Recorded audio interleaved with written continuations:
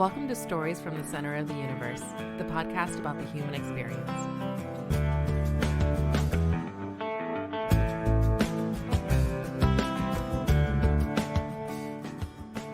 A little Ashland reference there. I grew up in Ashland. Okay, so are you a Patrick Henry? I would have gone to Patrick Henry, but instead I would say Christopher's. Okay.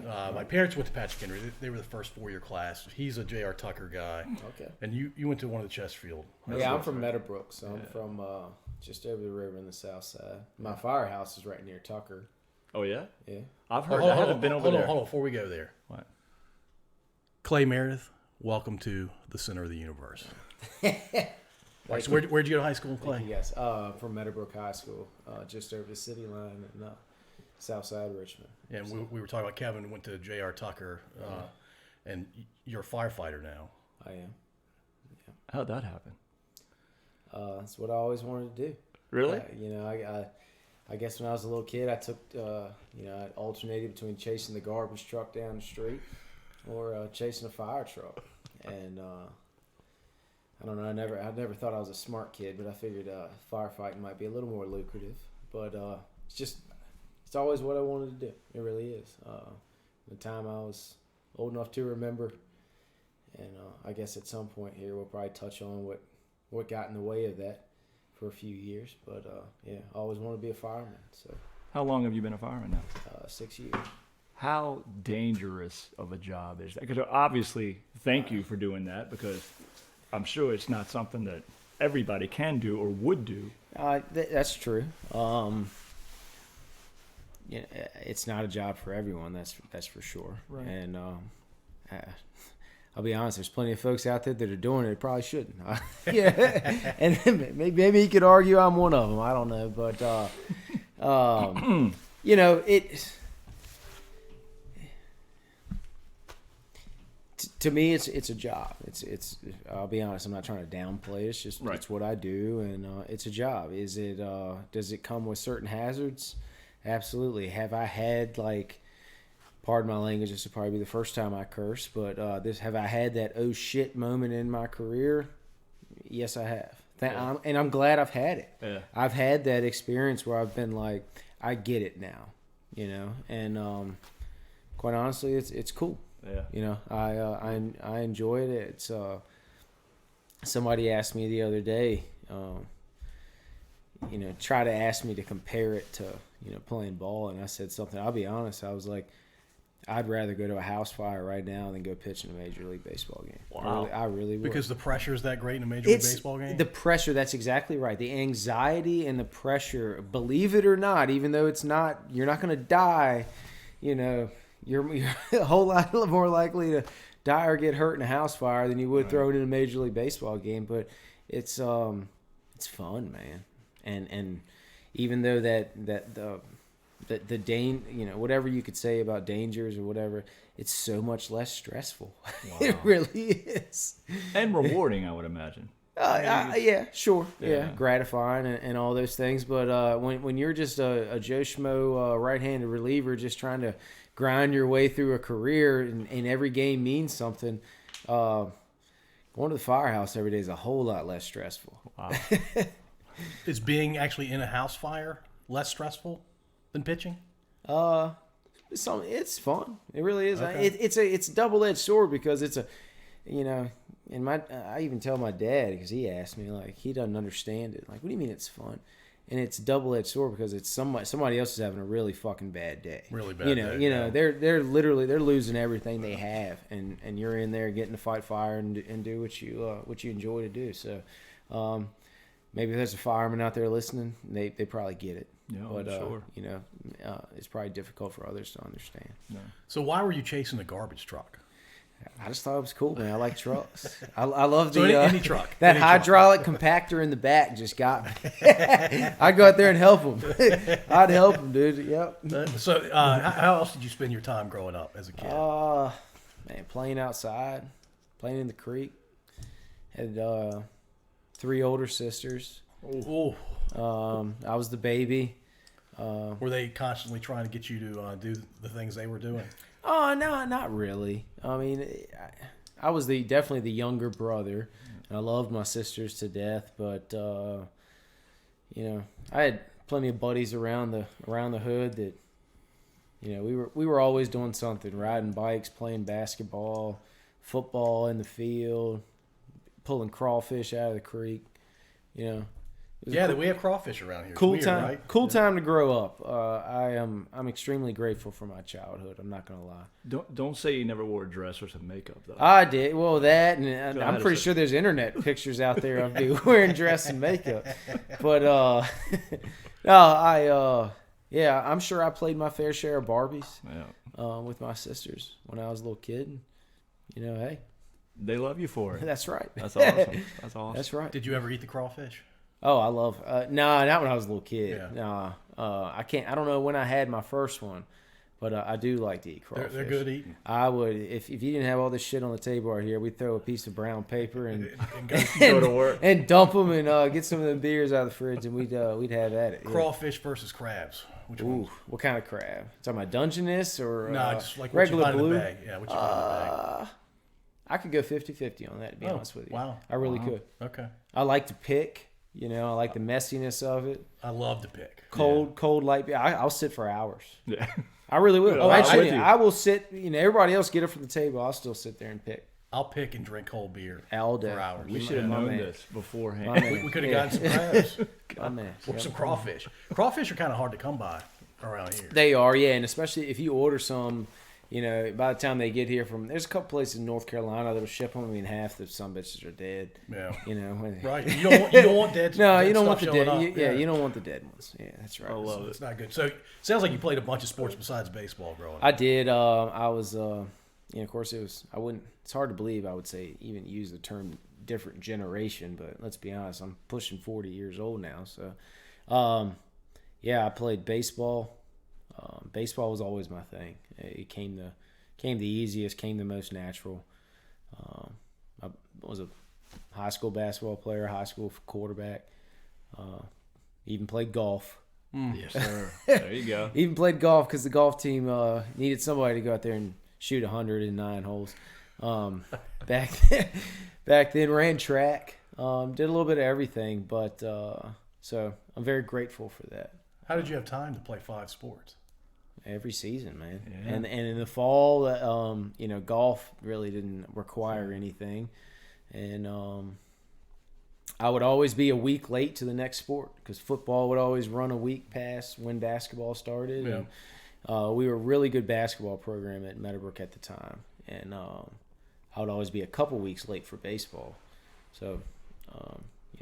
That wasn't the Michael Doles It era. was, it? absolutely. Yeah, so Doles was a year ahead of me. Yeah. Me and Doles grew up right down the street. He's a fireman in Prince William County. Is he as a matter really? of fact. Yeah, you're looking for somebody to do a podcast on. All right. He'd be your next one. Okay. Yeah, he's from Prince William County. He's a lieutenant up there now. Wow. Played overseas in Europe for several years, but me and Doles, we go back a long time. Yep. I mixed it up with Doles once on the basketball court. Doles, Tyrone Sally, Brad Ruckert, Mark Adams, Yeah. Derek Reed. We had a strong program back Yes. then. What position did you play? I was a shooting guard. Okay, nice. Yep. So And you had a 3-point line, right? Kevin and I are so old, we didn't have a 3-point yeah, line. we did, and if I had one strong suit on the basketball court, it was shooting Dropping ability. threes. Yeah, I was kind of the alter ego to a lot of our guys. We had super athletic, long, tall guys that could run the floor, and I was more of a half court, let me get my feet set and I can knock it down type of guy. Yes, so, sir. But I enjoyed playing basketball. An incredible amount of respect for my teammates from back then. And, Oh, yeah. And I'm glad you mentioned Mike Dole. That guy's a class act. That's good to hear. It really is. So let's go back to baseball, your favorite sport. Okay. And Well, is it your favorite sport? You're most natural at it. I'll be honest. I think my favorite sport, even though I played less of it than anything, was football. I've never, in my life, I've never had a dream that I was playing baseball again. Yeah. Never. Wow. But I have dreams all the time that I'm playing high school football again. wow. It's crazy. Yeah, it is crazy. Okay, so then we'll go with that then. Because my question was going to be, where did the sidearm delivery come from? Did that happen early in life? It had to have, I guess. No? Well, yes and no. So I kind of got a late start on baseball, and I never really understood it at the time. My daddy was a teacher. Both my parents were teachers. My dad was a high school football coach, basketball coach, and a softball coach. Clover Hill High School for 30 years. Yep. So I grew up a coach's kid, and I knew my dad was from reading articles and hearing about. I knew he was a good ball player, and I learned 90% of the game from him. However, I didn't step foot on the field till I think I was like 11 years old, 10 or 11. And I always wondered, from the time I was 6, 7 years old, and I'm in elementary school, and they, give you the flyer to sign up for T-ball, and then, coach pick. Because kids were playing when they were 4 or 5. Yeah, sure. And every year I'd take the thing home and put it on the counter and never hear a word about it. I was like, man, why can't I play ball? I always played with my daddy in the backyard, and he was a ball player, blah, blah, blah. Finally, I think when I was around like 10, we started playing. And I didn't understand at the time, but my dad just made kind of a conscious decision that like he didn't think T-ball was beneficial for me, and I can look back and say, yeah. He would rather spend that time with me teaching me. Yeah. And believe it or not, when I did step on the field, even though I was years behind some of those other kids, I was miles ahead of them, developmental wise. Because your dad. Well, yeah. I mean, dad, and then whatever God gave you. Right, let's be honest. Like, I think there's a big misconception in sports that you can try really hard and eventually be great. Well, if you got the first 80%, that's true. The last 20 you can grind on, but there's certain intangibles that when you come out of mama you need to have, or let's be honest, you ain't making it. Yeah. So my dad taught me most of it, and to fast forward to get to your question, I guess by the time I was a junior in high school, I started, pitching a little more regularly. I played all over the place. I mainly caught. I was mainly a catcher. But I started pitching more regularly for my coach, Johnny Grubb at Meadowbrook, and had a good fastball, had a good arm. My dad just mentioned, hey, why don't you, every once in a while, why don't you drop down and throw a ball from a lower angle like you do when you're playing shortstop? So I played short, I played second. I wanted to be like Cal Ripken and feel that ground ball nice and smooth. Sidearm, easy peasy over to first. It looked cool. I mean, let's be honest. You want to look like a big leaguer, Exactly. And Cal Ripken was the coolest back then. Yeah, you want to look like a big leaguer. And so every once in a while, I would drop down and throw a sidearm fastball. And my dad, just said, hey, you might catch the hitter off guard, different release point, et cetera, et cetera. And so that's what I did. And little did I know that, I guess I was better at it than I thought. And fast forward to when I got to VCU, and I'm 6 foot, right-handed. I'm throwing 88 to 90. Well, we had 6 of those guys. Right. And so, Queenie and Coach McQueen, we call Queenie, and Coach Paul Keys, the late great Coach Paul Keys, suggested, hey, maybe we can try that a little more often. And within a few months, I was full time from that angle, and the rest kind of worked out. I guess you could say. You were killing it. Did you ever go back to a different angle? I did. Yeah. Now every once in a while, I'd let a fastball go from a little higher slot. Again, kind of the opposite of just showing the hitter a different arm angle, but for the most part, what I turned into my sophomore year at VCU is what I was for the next however many years. Awesome. Yeah. So. All right. Do you want me to ask him the question? Yeah. Why is Clay spelled CLA? Well, number one, my parents, I guess, just wanted to make the rest of my life difficult. Well, you're a third, aren't you? I'm the third. Yeah. So Alice is my given name. I'm Alice Claiborne Meredith the third. So I guess the CLA comes from my middle name of Claiborne. Oh, okay. The problem is, like, I've even gotten to the point now where sometimes when, especially over like text message or an email, I will intentionally misspell my name just so people aren't like, the fuck is I mean, I'm not kidding you. Like, I love my parents, I love my name, don't get me wrong, nothing disrespectful about it, but hey, it's unique for sure. Let's say I the first day of school used to suck for me back in the day because everybody was gonna butcher my name. But nobody called you Alice, right? they would attempt to. They would never get Alice. They would say Olise. Olise or Olsey or something like that. But I mean, I can remember even, especially in the minor leagues, trotting in from the bullpen and have some asshole on the up on the broadcast, now coming pitch, Cla Meredith, Cla Meredith, or something like that. Well, now, wasn't your nickname the Claw? Yeah. Where did that come from? When I got to San Diego, we had Clay Hensley, cool cat, and so he was already there, and my name was spelled weird, so I don't know if it was Darryl Ackerfeld's a pitching coach, or it might have been Trevor Hoffman or Jake Peavy, but everybody just started calling me Claw, and it just stuck. That's great. So I looked your name up, your whole name. So I didn't know how to pronounce Alice, but I looked it up, and it actually means gift of God. Oh, well, I wouldn't go that far. Hey, I'd run with that one. That'd be a tough gift to unwrap. And then CLA, which I now understand was not your given name, it's Claybird. But CLA, I didn't really have anything for it, but it had a picture of you, a well-known person named CLA. Well, Hey, man. pickings are slim. With the name CLA. That's right. It wasn't like you were popping up as Johnny. That's right. Yeah. Wasn't much for Google to ping on.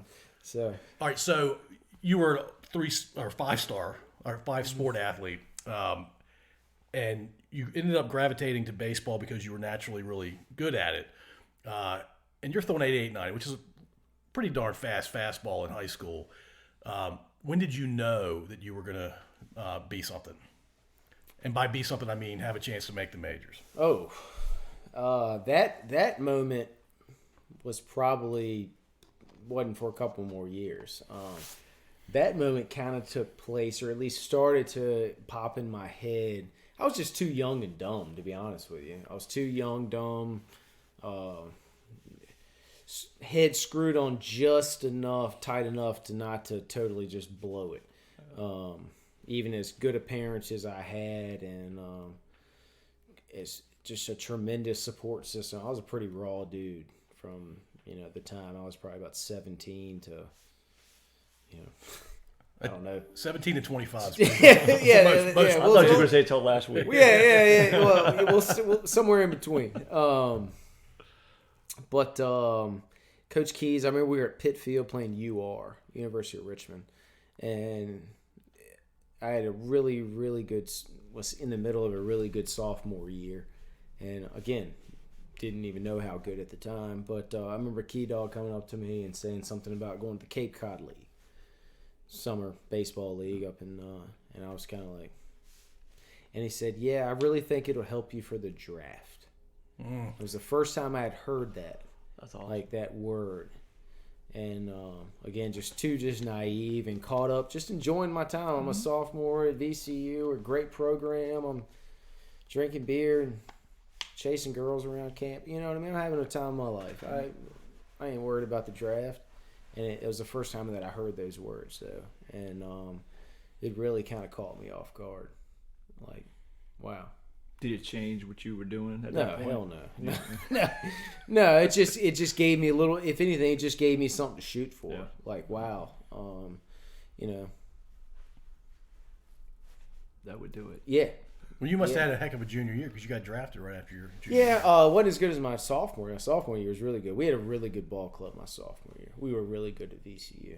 That was a team that, we were 1 out away from the super regionals, and if we'd have gotten a super regional where it's just a 3-game series against one team, and then winner goes to College World Series. Yeah. If we'd have gotten a super regional against really, I hate to say it, but I'm not sounding arrogant, anybody, we had good enough pitching that we had a legit chance of winning 2 out of 3 games. It didn't matter who it was against. We led the nation that year in ERA at VCU. Wow. With our pitching. Yeah. We were good. Were most of the kids from Virginia, or were they recruited up? Yeah, back then VCU owned the state. Yeah. It really did. VCU owned the state. UVA was not who they were. They didn't have the ballpark. They didn't have the facilities they have now. They were, kind of bottom of the barrel in the ACC. Tech was not. Right. They weren't even in the ACC at the time. So VCU was the, if you wanted to play for the best team in the state, and quite honestly, it was, the CAA back then with UR, William and Mary, George Mason, East Carolina was in the CAA back then. The CAA was a legit baseball conference. Yeah. Top 3 to 5, behind the SEC, maybe Pac-12, and a couple others. VCU and the conference was up there. So you didn't make the Super Regionals? we did not. We did not that year, but like I said, our pitching was really, really good. My junior year, we weren't quite as good of a ball club, but still, I'm sure won 30-some games. What changed from year to year? Well, we had a couple first-round draft picks the year before. Oh, wow. Yeah. That was after Brandon and right? Yeah, so Inge was gone. Sean Marshall was a draft that year, and Charlotte ended up having a great big league career. His brother Brian, they were twin left-handers. His brother Brian went to the Red Sox in the round before Sean did. Those were 2 bucks right there that were gone, and then a guy named Nick Jones went to the Cubs, and I'm sure there was a couple others. But that's crazy. You guys were loaded. Yeah. VCU's always had a good program, but anyhow, the draft came and went, and What round did you go in again? I went into the 6th round to the Red Sox. Top 200. I guess. Yeah, I think it's 180 something, I think. Yeah. Did you care who drafted you? Didn't. You knew you were going to get drafted, though. I did. Yeah. It was just a matter of, I'd heard at the time scouts put you in the 1 to 2, and then the next grade was like a 3 to 8, and then like the 10 to 20, and I'd heard I was in the 3 to 8, and sure enough, I kind of landed right in the middle of it. Right. Is what I heard. I never. Again, I was way too young, way too naive, way too dumb, and worried about other shit that and I never even never took it that seriously, to be honest with you. You were 21. I was, yeah, not yeah. Well, I turned 21 and got drafted in the same week. That's so that crazy. was a hell of a week. Yeah, Man. that was a hell of a week, but yeah, cool times. Where did you head when you got drafted? What did you start single A, or where did you start? Yeah, so the Red Sox, I got drafted by a guy named Jeff Zona, who's a local scout here. He actually lives in Mechanicsville. Okay. He was a Red Sox scout at the time. He's now assistant to the GM in Washington. But Zona's a VCU guy, and he's a local guy. All his boys went through Hanover High School. But Zona had been, he's one of the constants all year of constantly around, watching me, watching other guys that we had. And he told me, he's like, if I get a chance to take you, I'm going to take you. And sure enough, he did. And the Red Sox had told me that if I didn't give them a ton of trouble signing, that they would they'd send me to a full season A-ball team. Oh, wow. Meaning, like, I wouldn't have to start in, like, rookie Right. ball or short season. Like, they'd send me to a team that had been playing, all year. And sure enough, they sent me to low single A Augusta, Georgia. I remember, I didn't give them too much trouble. They gave me an offer, and it's certainly a hell of a lot more money than I'd ever seen coming from Southside Richmond. You had an agent at that point, though. I Right? did, yeah. And you're talking about $100 and some grand. That's that's It's a lot of money for a 21-year-old. yeah. It's a lot of. Somebody plopped it on the table right now. It's still It would get my attention. Well, it's, yeah, absolutely. But yeah, so I went to Augusta. I remember thinking like, oh shit, Augusta, Georgia. The only thing I'd ever even related to was the Masters. And I'm like, oh, this place is, ooh. Fly in, it looks like Petersburg. I'm like, Jesus. Yeah, I'm like, lovely town. But The golf course is really nice. Maybe that's about yeah, it. they one nice golf course. Yeah. But I was there that was my first taste of pro ball, and I was there for about a month.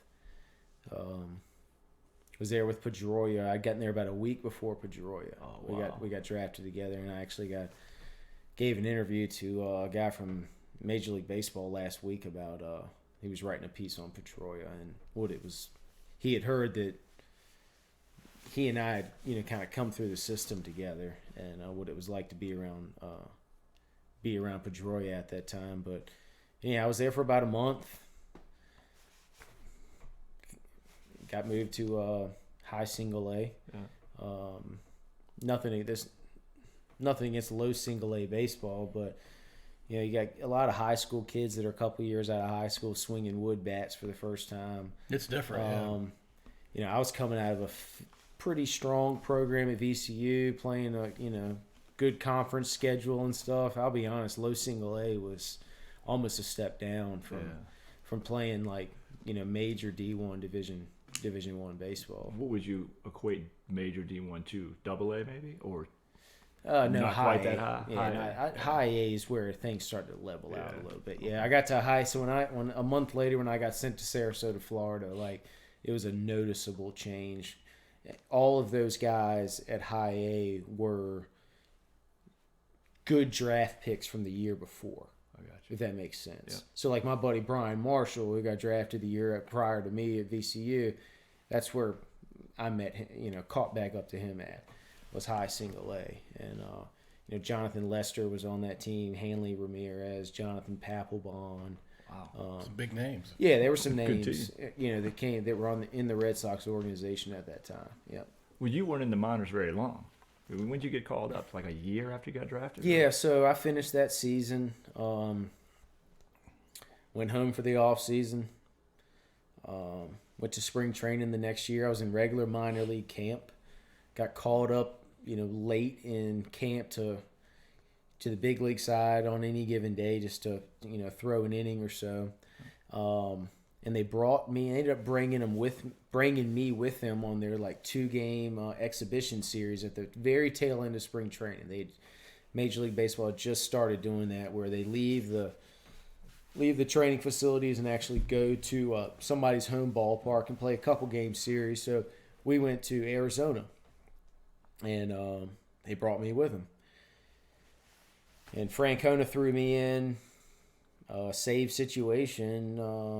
The second game of the series, and I went out there and I think rolled a 1-2-3 inning and got out of there, and I guess I was on his radar. So I started the year in Double A, Portland, Maine. Got it. You want to talk about cold as shit? Go to Portland, Maine, on April 4th. Anywhere in Maine in April, yeah. That's rough. Yeah. And was there about a month.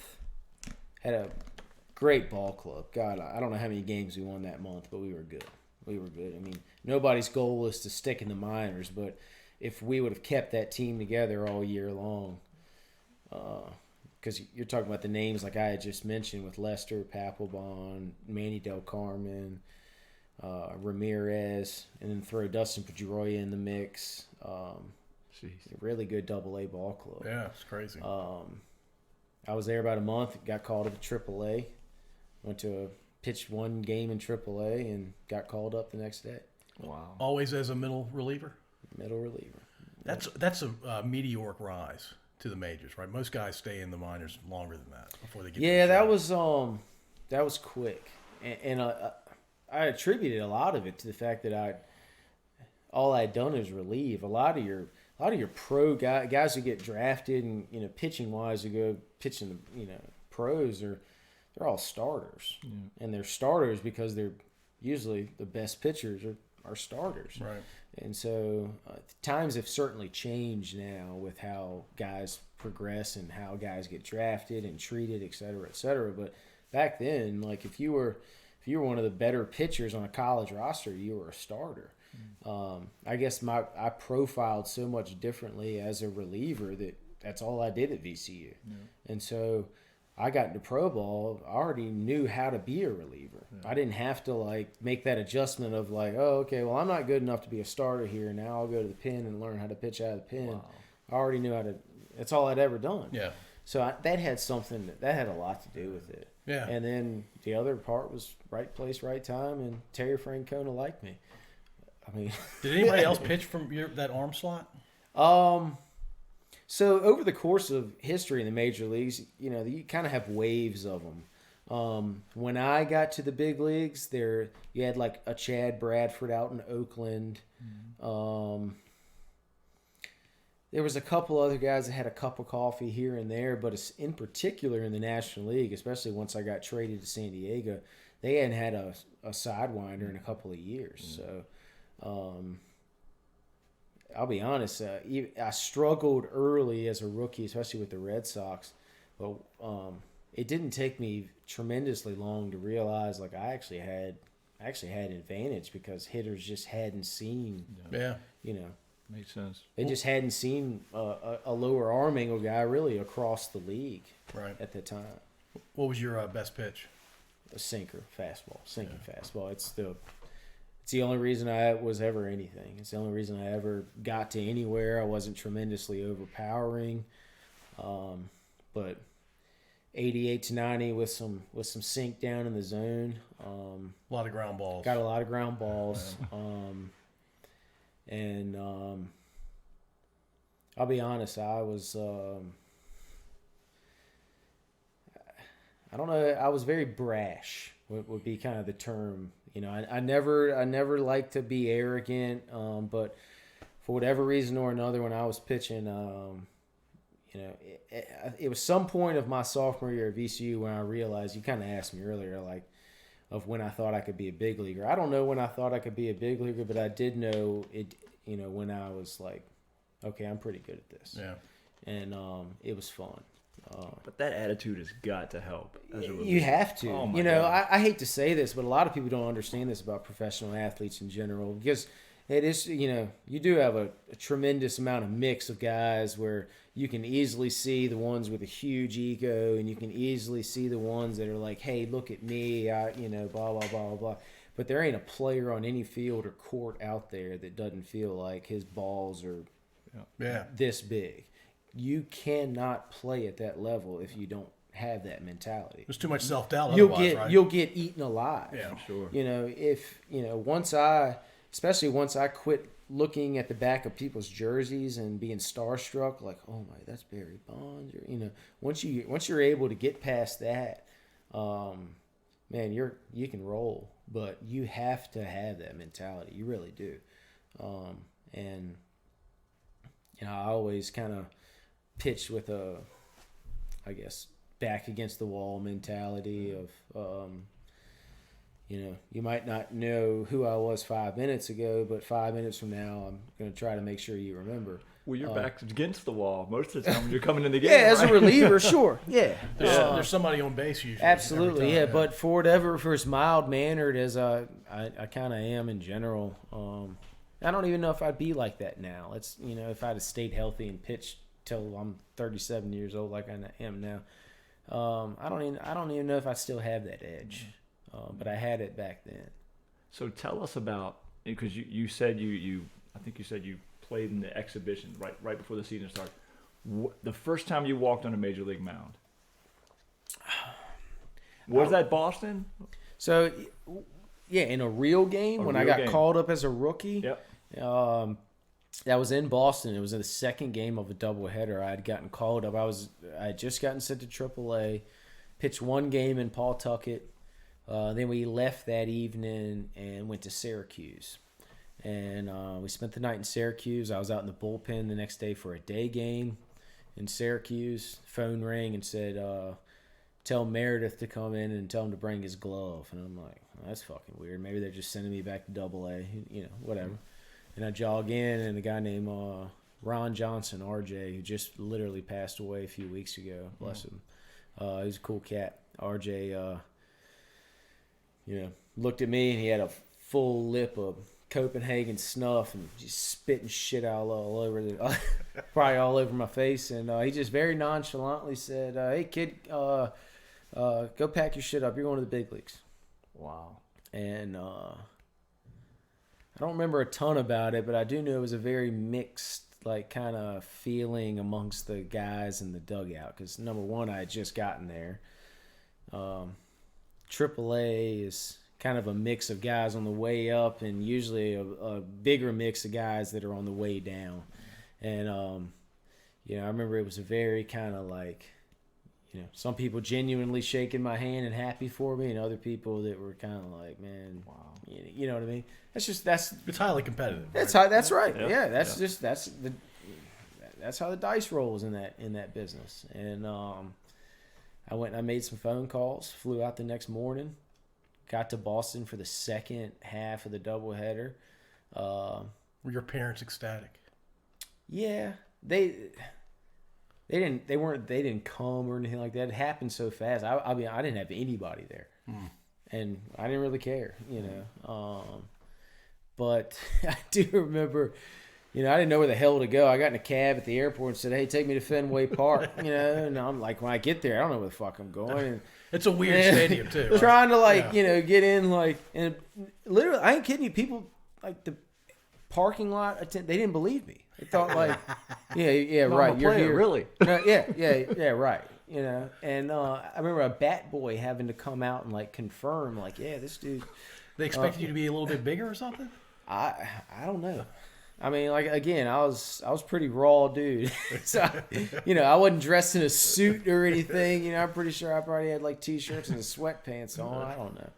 But they thought you were some drunk from around the block. There's fans trying to got in there. Got in there just enough time to, meet the manager. Here's your locker. Here's your uniform. Throw this on. Go play catch. And for the second game of the doubleheader, it was rainy. It was cold.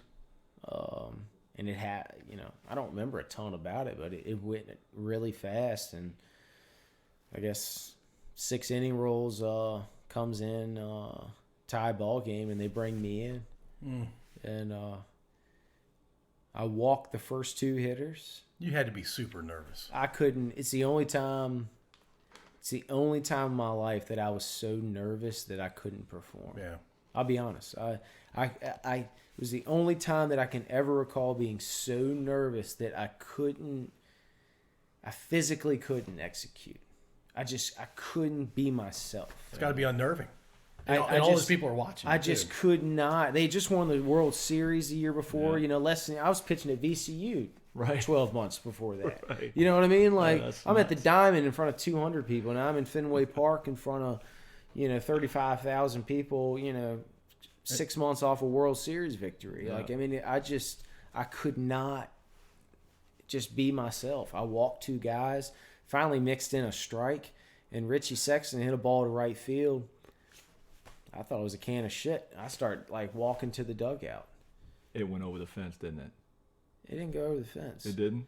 It took a 90-degree angle, and I'm watching Trot Nixon drift and drift and drift and drift and drift. Doink off Pesky's pole. Oh. Grand slam. Oh, no. In my debut.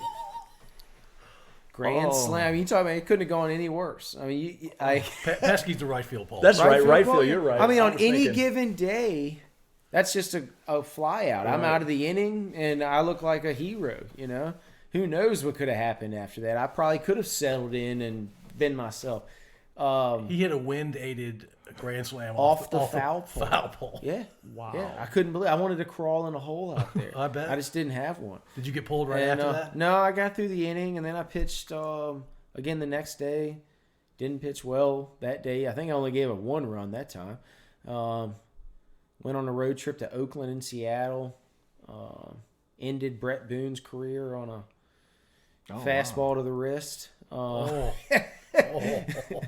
On an 0-2 pitch, hit him in the wrist. I don't think he ever played again. Bless his heart. He had a good career though. But got sent back down. Spent the rest of the season kind of going between Boston and Pawtucket, but just was never the same. Did you get to play in Richmond when you were with Pawtucket? Yeah, so actually when I got sent down was the first place I went was Norfolk and Richmond. Wow. So that was really cool. Yeah. And then, but I went right back to business, Yeah. When I got to AAA. But that was cool, playing with the Diamond in front of your family. That was, I bet. That meant a lot. It really did. Pitching at Fenway is pretty cool too. Yeah, Fenway's cool. I pitched fine in it later in my career as when I got traded to the Orioles, I pitched in Fenway plenty of times, and it's not the greatest pitcher's ballpark. The mound is short.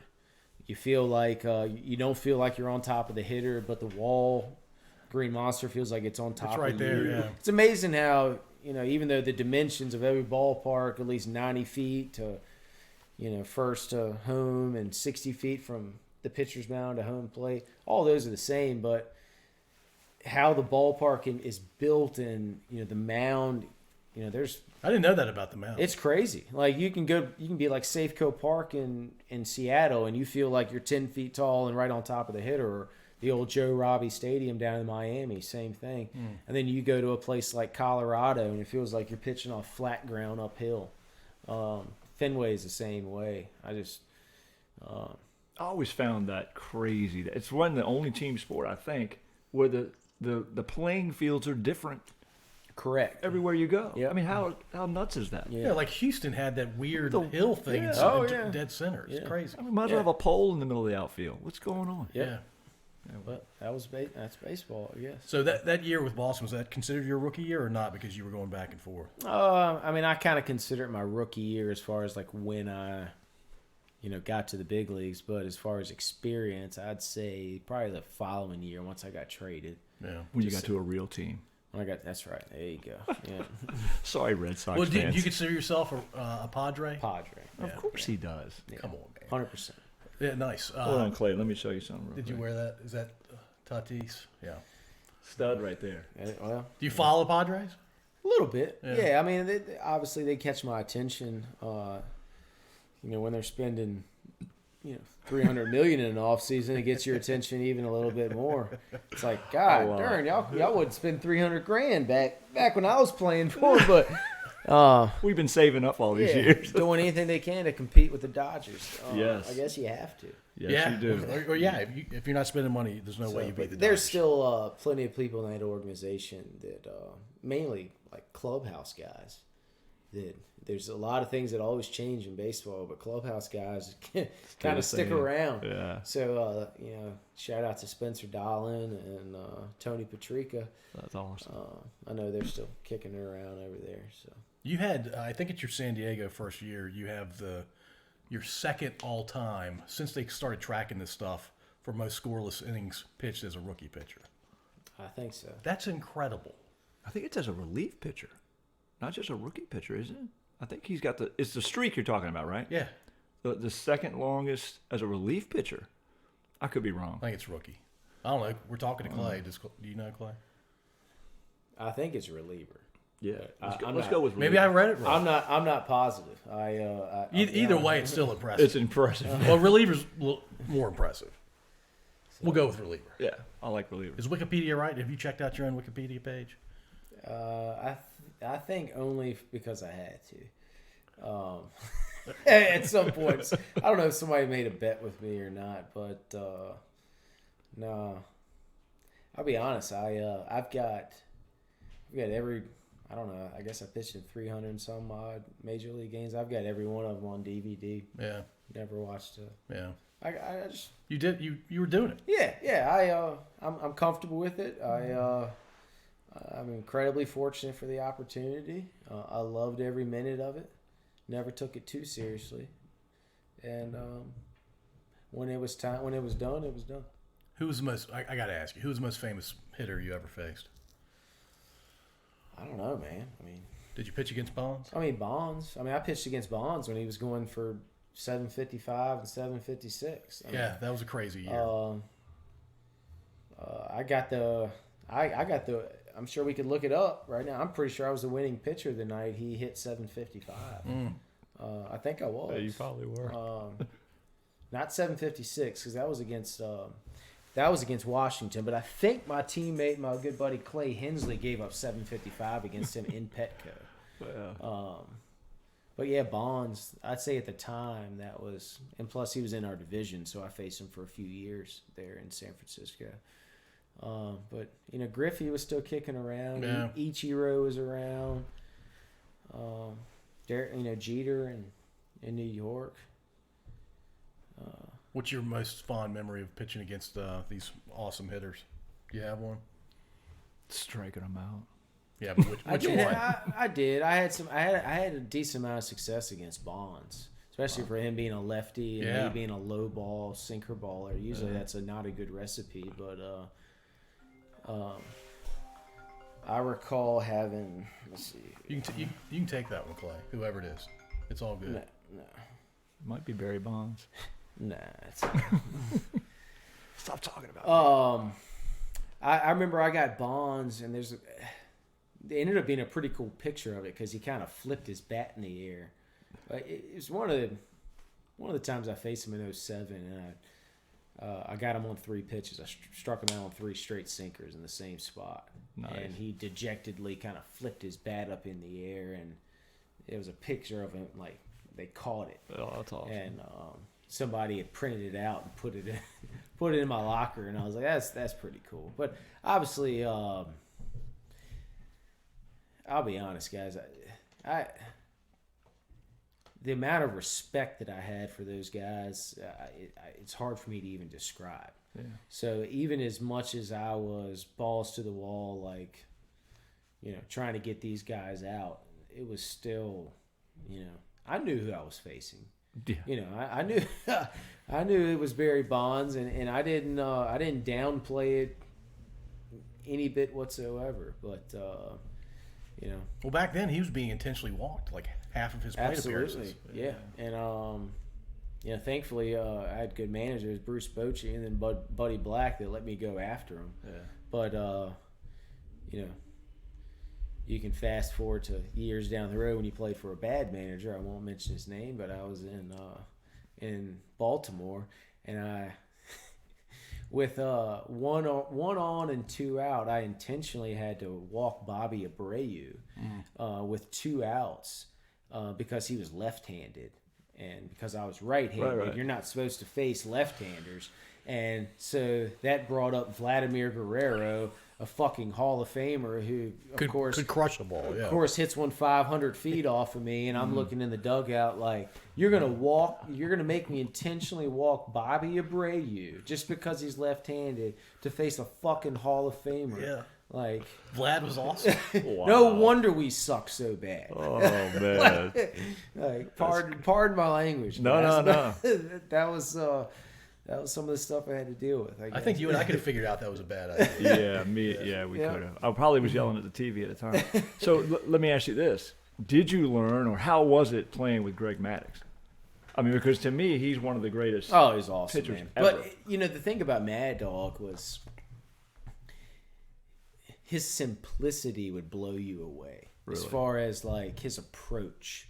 And it still transpires to me today. And I was up at VCU, like I mentioned earlier, watching the ball game earlier, and I'm like, VCU's got a 3-run lead. They got 2 outs with a runner on first. Pitcher's behind 1-0, and he throws a 1-0 breaking ball or a changeup. I can't remember which one it was. Like, it wasn't even anywhere close. I'm like, well, now you're 2-0. Now you're behind in the count and have to throw a fat. You're up 2 runs in the 5th inning with only a runner on first. Like, why aren't you throwing a fucking fastball?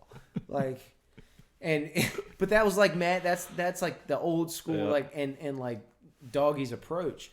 I can remember being in Cleveland, and I've been scuffling a little bit on that road trip, and I gave up a bomb to Grady Sizemore.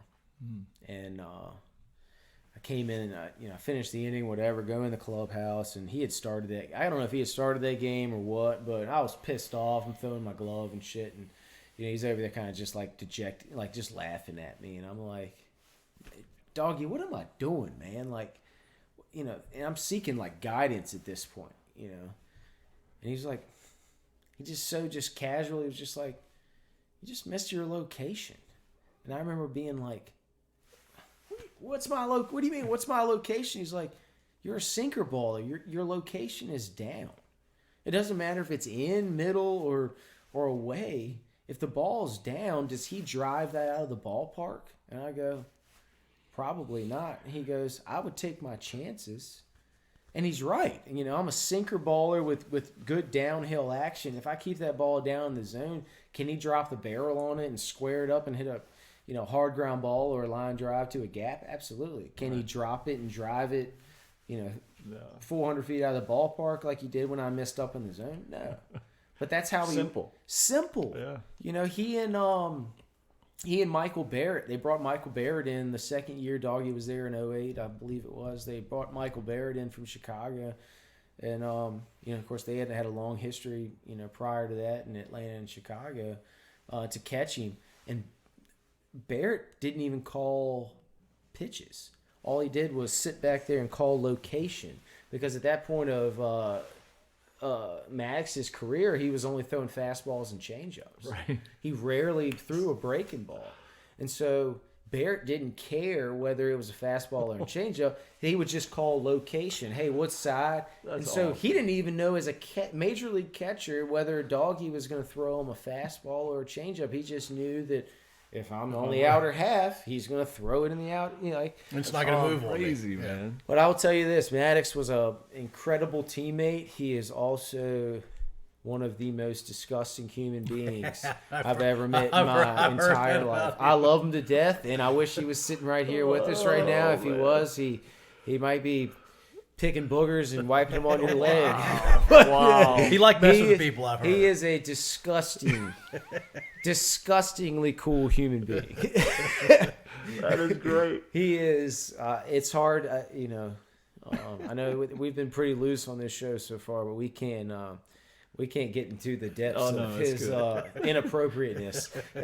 So wait a minute. So if he's disgusting, David Wells. Oh, Boomer's a freaking honor roll student compared to Maddux. Okay. Did you play with Wells? I did. He was there in 07 as well. So What a pitching staff. the guys we had on that ball club, I mean, the veteran guys, I mean, you're talking about Woody Williams, David Wells, Alan Embry, Trevor Hoffman. Hoffman was still pitching then? Yeah. And Heath Bell, right? Maddux, Heath Bell. He was young, I guess. I mean, he was young at the time. Peavy was young. But then in the field, I mean, we had Dave Roberts. We had Vinny Castillo, Mike Cameron. Was that the best San Diego team ever?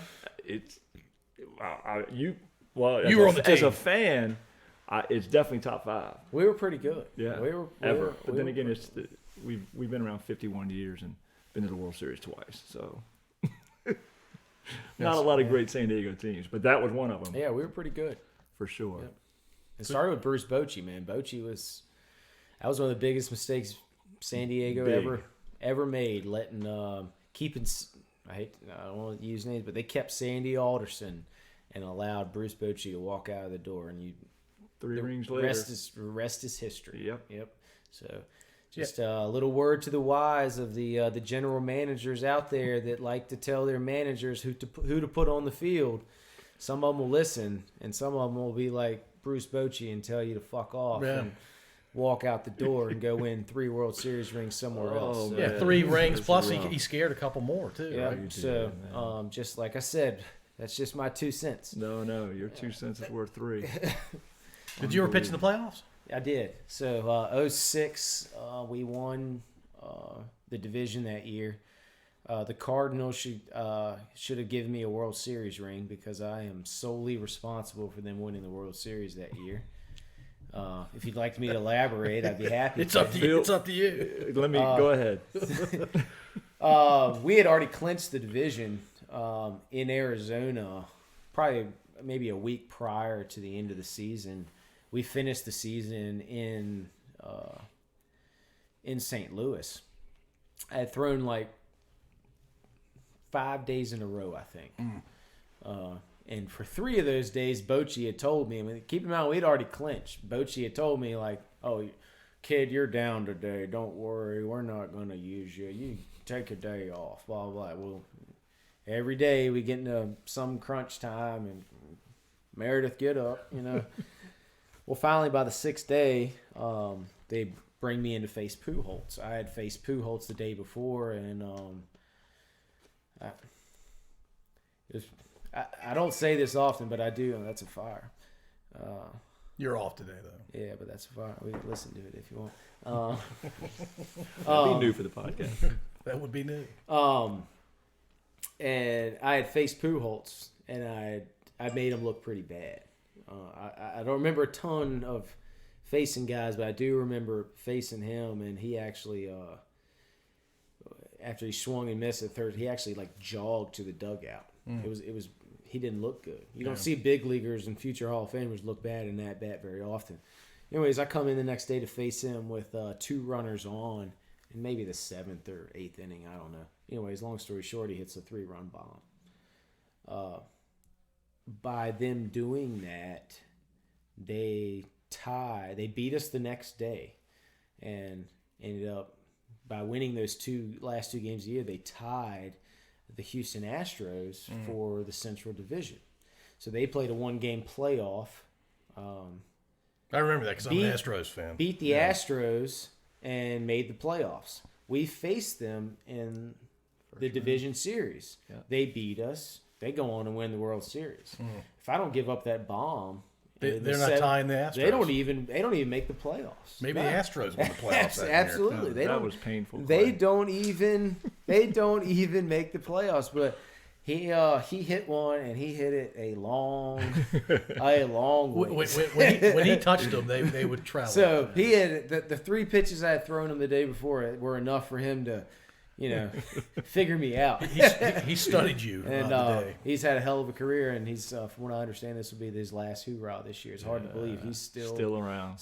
How old is he? He's got to be 38, 39. Pujols is, but he's had a good career. I saw him in spring training before he even made the majors. Wow. And that feels like 23 years ago. Yeah, but it's crazy. Tell you what, good for him, because you do hear things about players, and everybody has a reputation, and Pujols,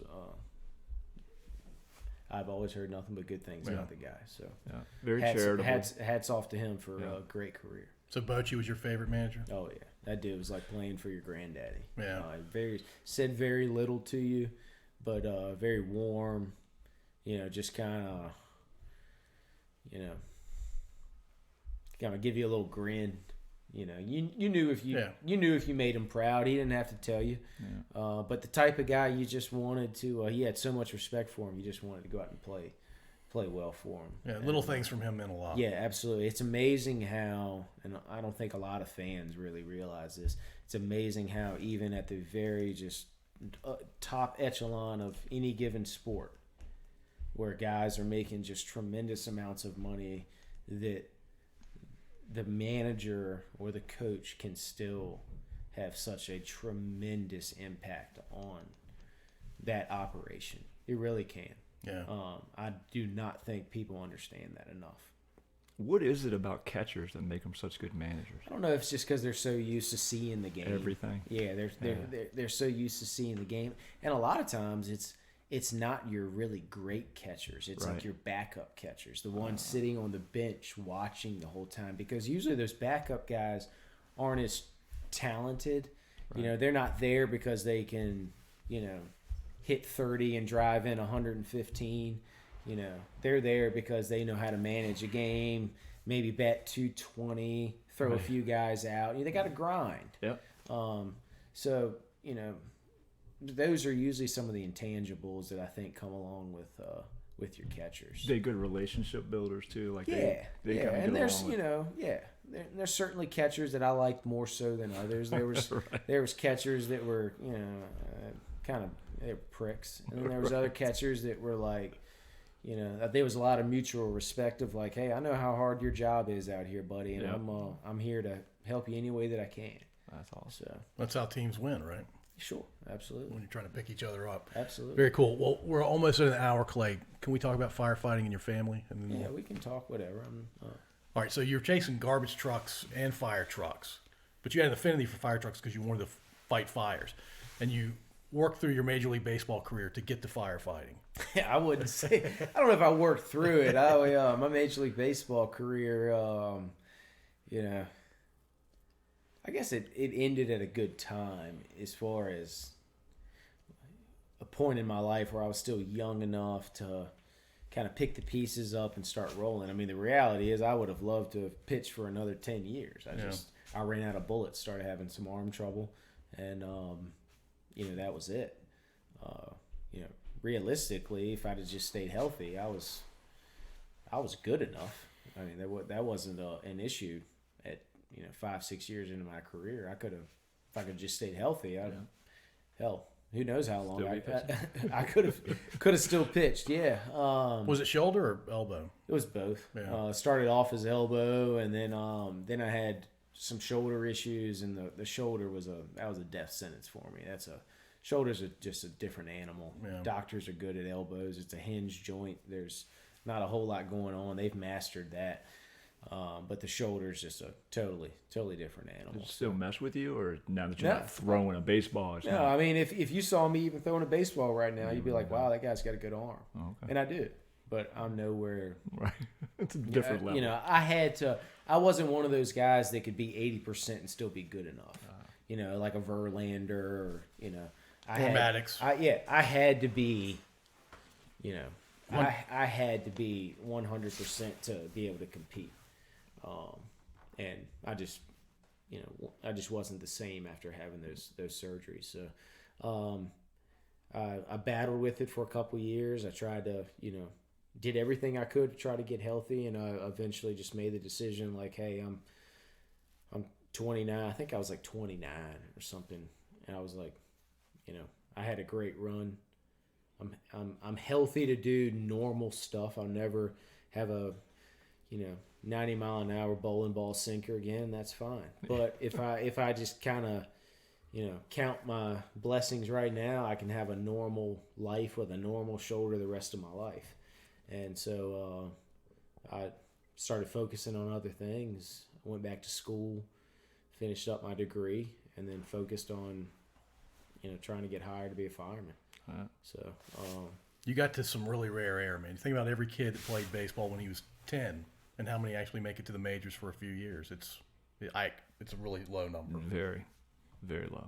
Yeah. Yeah. I mean, it still blows my mind. I'll be honest. I still, like, I don't wear it on my shoulder by any means. Right. But if I do kind of sit back, or, you know, I walk down in my basement, I've got a, you know, almost as cool as this, you know, kind of set up down there. I've got a lot of stuff. I'm a big fan of the game. So as a player, I collected a lot of stuff. I got a lot of autographs, got a lot of bats, got a lot of balls. That's cool. I never got too good for that.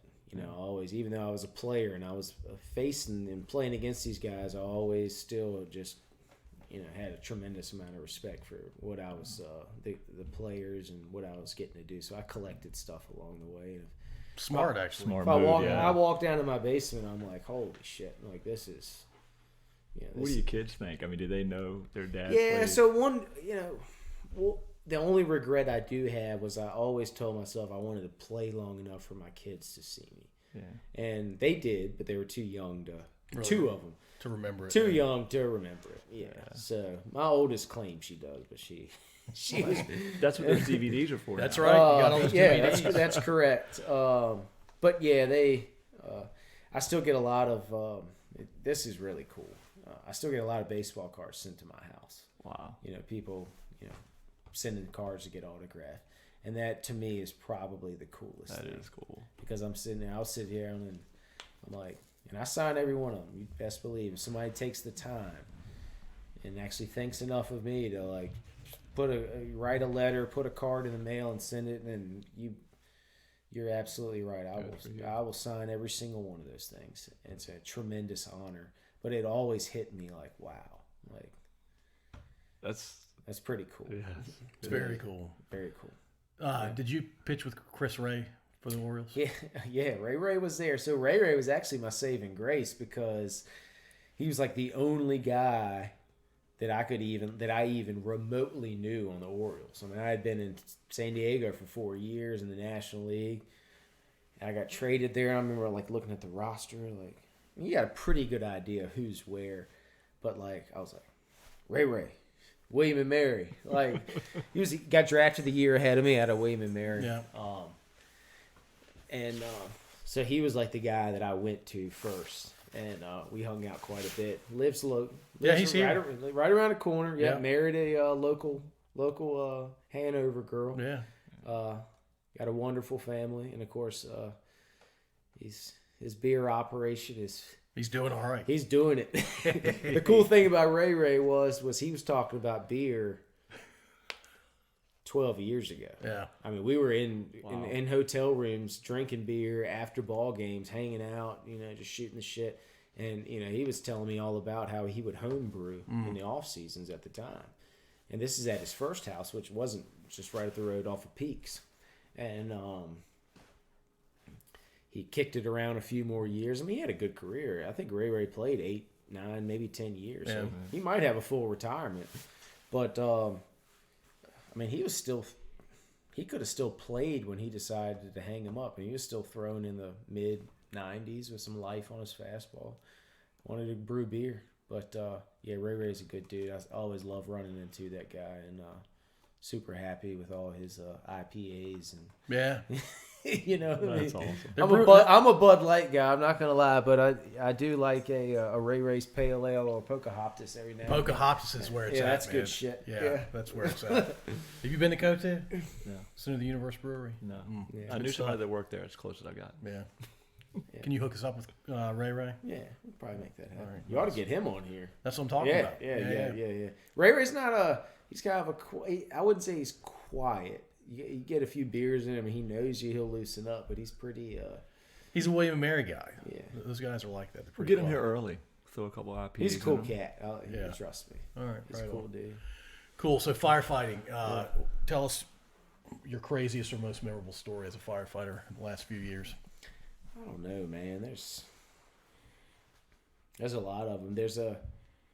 I think the easiest thing to tell you is it's amazing how these two things right here are incredibly related. Yeah. As far as like the life experience that baseball provided me, as far as like, it gave me an environment where I had to grow up in certain aspects like pretty quick. Yeah. Obviously on the field, the game's the game, but it forced me to grow up like professionally and personally probably a lot more than I realized.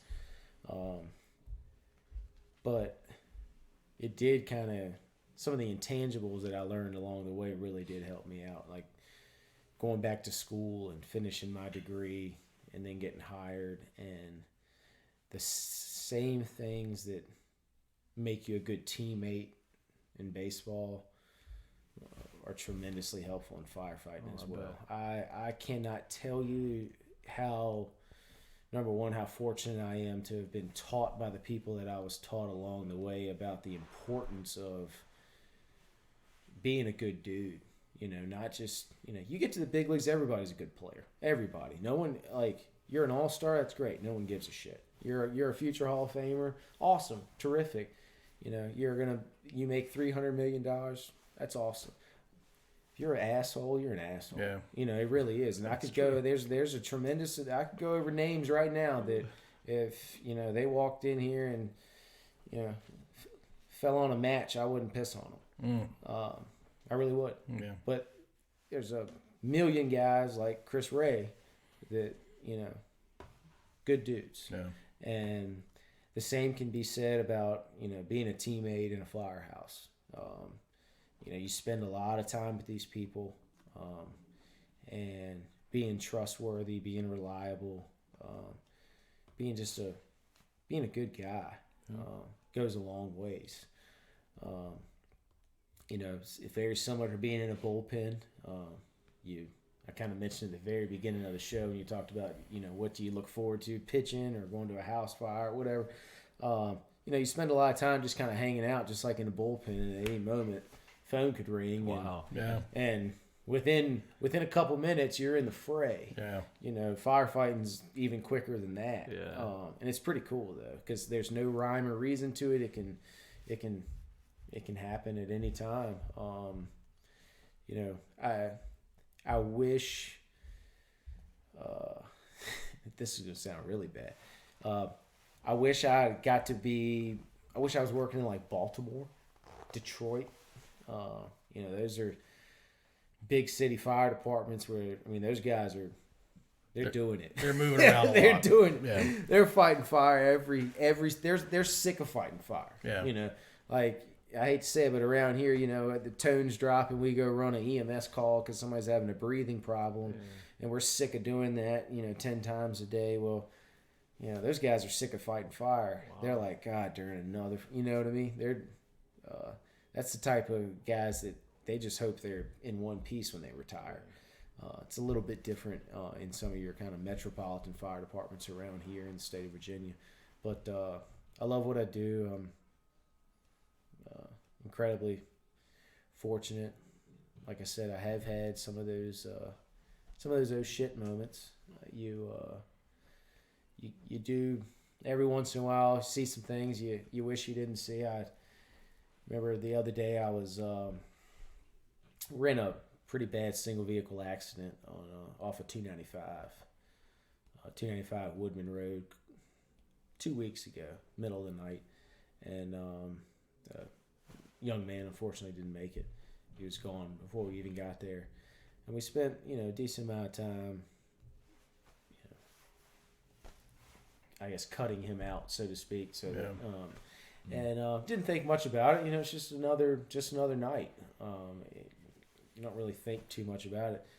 And then like 2 days later, I was coming home from work in the morning, or I was with my son. I was coming back from his basketball game over a short pump area, and I was coming down 295.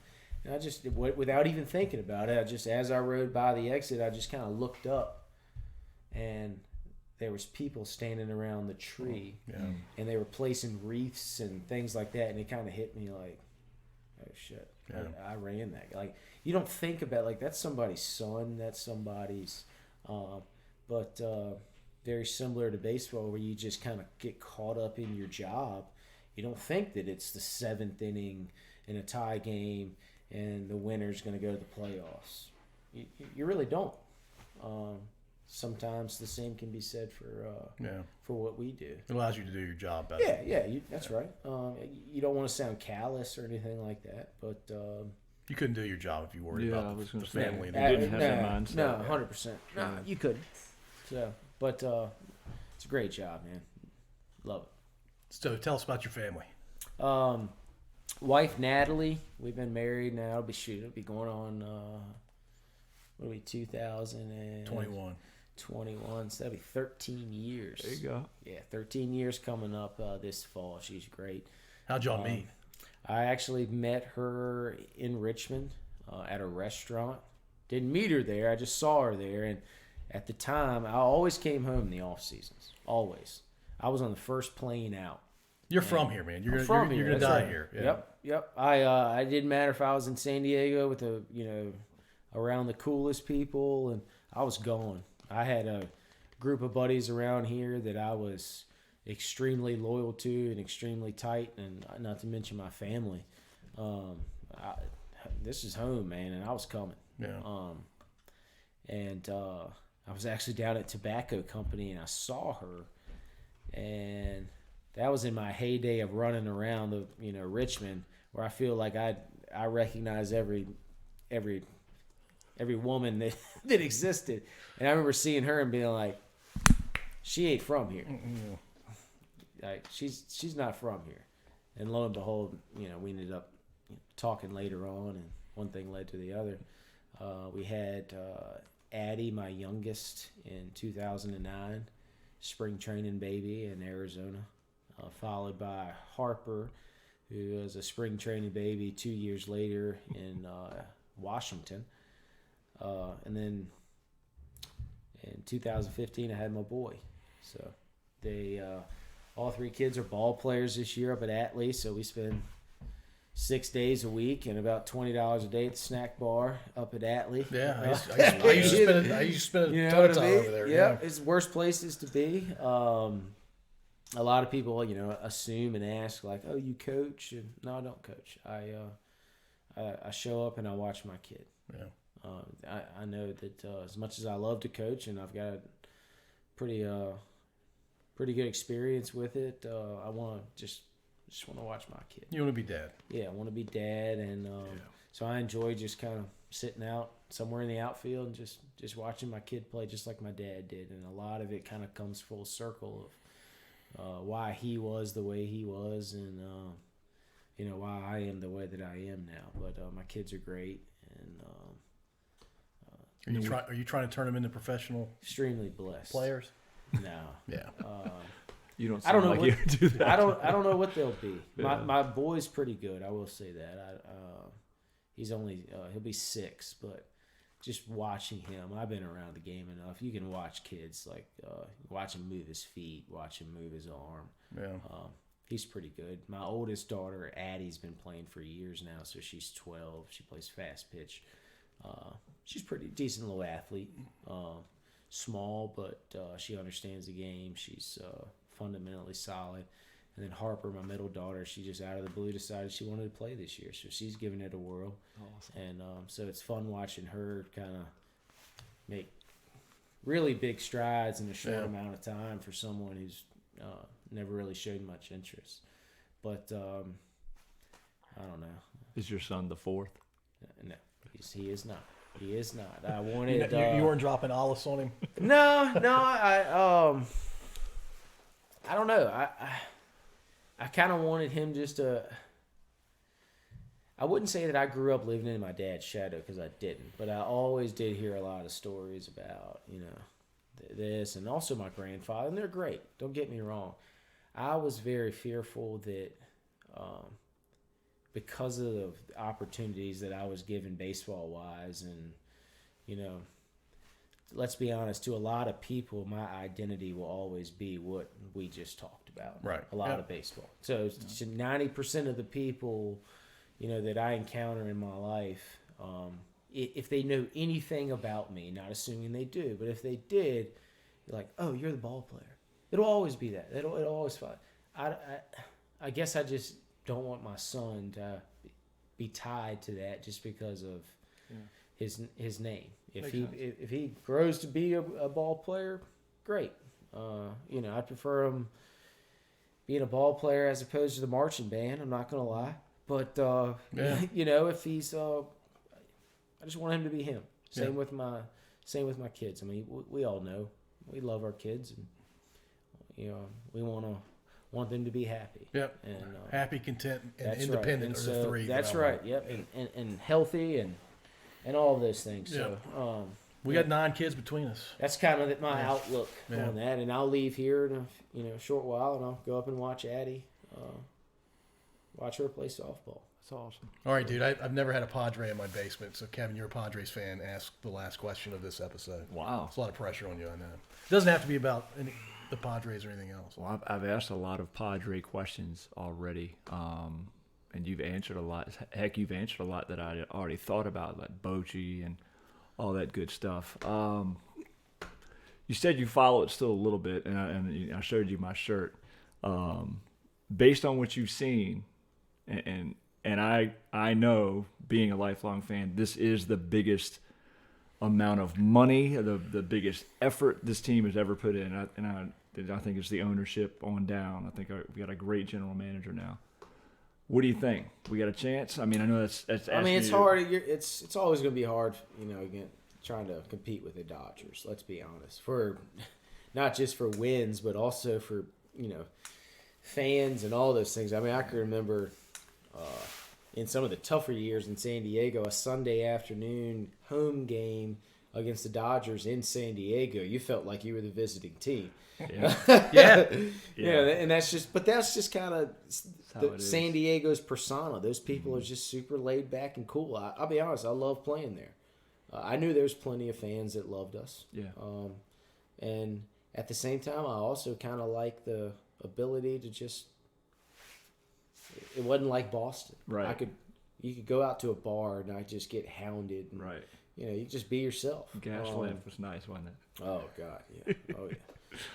Oh yeah. We could talk about that all night.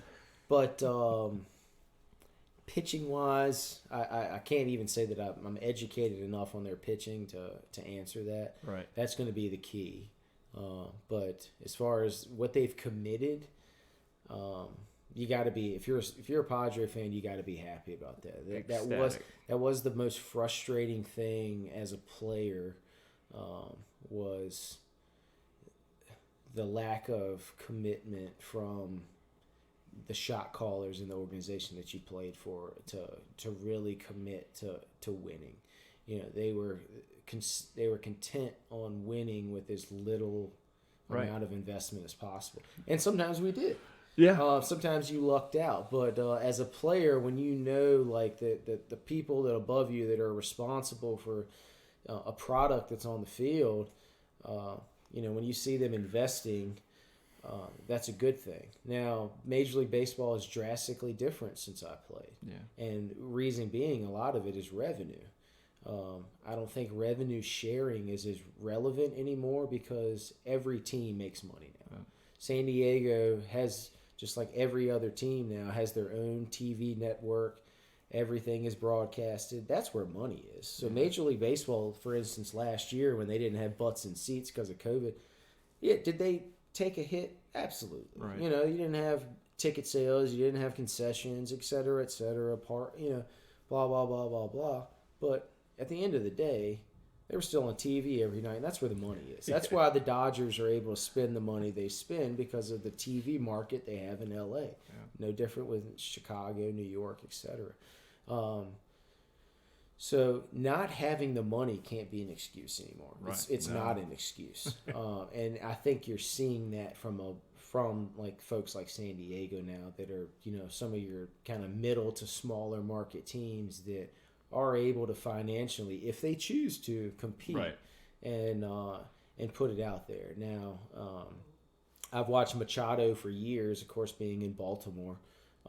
He's a great player. Sometimes I wish he would play a little bit differently, but I still like the guy. I don't like to I think he's out there for the right reasons. And his attitude has seemed to improve as he got older. He was so young when he first came. Yes, he was. He was young, and he was young and dumb, and giving a lot of money. A lot. But he's a hell of a player. He really is. And then of course, right next to him is Tatis, and we don't get to watch a ton of Padres on the East Coast unless you have the big league package. Right. That guy's he's a heck of a player. He's fun to watch. They've committed a lot of money to the rest of the infield. So we'll see. Yeah. Again, I think the pitching is what's gonna. And I will tell you this: they went out and got Yu Darvish. They went out and got Blake Snell.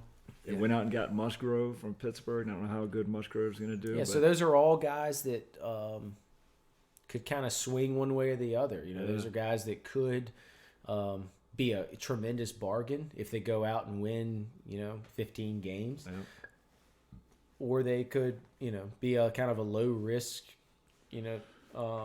wash. Yeah. I don't know, but I can say this: pitchers should be lined up to go pitch in San Diego, because I know they've changed that ballpark. They brought the fences in, but that place is a pitcher's heaven. Yeah. The air is thick. The ball does not travel. It's a big yard. And we used to joke about how you could just fall behind in the count to a left-hander and just flip something up there and say, fucking hit this. And it'll land somewhere out in Cox Canyon, which we called right center field, maybe 380 feet, and land in Brian Giles' glove. Right. It was a great place to pitch, but the name of the game for them is if they can pitch. So that was going to be the last question, but I have one more. Go ahead, if man. It's okay. It's all good. Well, it's actually a two-part question. Did you have walk-up music? I did not. Okay. Middle relievers typically don't. No, they don't, and I don't know. I never wanted the attention. I really didn't. I had enough motivation and stuff. And that's great. They're not going to waste advertisement time on a seventh inning guy's intro song. You know what I mean? Like, so that was it's not happening. It was kind of a lead-in question. Yeah. How cool was it? Because I never one regret in my life, and believe me, it's not a big regret because it's not that important, but not being able to see Trevor Hoffman come into Hell's Bells. Yeah, I knew that's what you were going to say. That was cool. So the thing about Hoffy was, besides the fact that, and I don't say this just because we're on air, that you talk about a class act. Yeah. You talk about one of the best teammates you could ask for was Trevor Hoffman. I mean, that guy was gold. It still amazes me how effective he was, even late in his career, throwing 85 with a changeup. That's it. I mean, he threw just pus. But his changeup was that good that I guess hitters were so scared of it. But Hoffy, I can close my eyes right now and picture him literally. People probably don't realize this. Him gagging into his glove every day every opportunity on the way out of the bullpen. He was that nervous. Wow. He was that nervous that he would almost. And finally, I remember I might have been, with him for a couple of years, and we were sitting in the back of a plane drinking beer on the way to a. Well, I was drinking beer. Hoffy didn't drink at that time. His drinking days were over, from what I heard. But I remember asking him, like, what's up with that? Like, what's up with? He's like, hey man, it means that much to me that I'm that nervous every time out. You're talking about a guy that had thousands of appearances by then, 700 saves under his belt, whatever. That he was still like the game meant that much to him, that he was that nervous, and that's how I was every time too. I mean, that gut, and by the time I actually got to the mound, I was fine. It was all the preemptive stuff. But once I actually got to the mound and got the ball in my hand, everything went away. I'm assuming the same thing did for Hoffy. But when Hell's Bells came on in San Diego, especially in front of a good crowd, man, it would the hair would stand up on you, and man, that guy was something else. Yeah, really. He's in the Hall of Fame now, right? Yeah. Yes, he is. Yeah. Yep, he is. He was fantastic, and he's the type of dude that, like, I don't talk to him much, but if I picked up the phone and called him, he might not pick up, but I guarantee he'll call me back tomorrow. That's awesome. Just a tremendous dude. He really is. Solid guy. Solid guy. Clay. I played with a lot of solid guys. Yeah. Really did. I tried to be one of them. But that guy was gold. And look, you just set up Trevor Hoffman to save this podcast. That's awesome. I love it. That's right. What do you mean save it? I mean, this episode. Yeah, sure.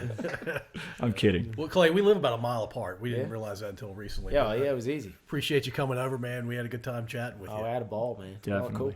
Awesome. Good times.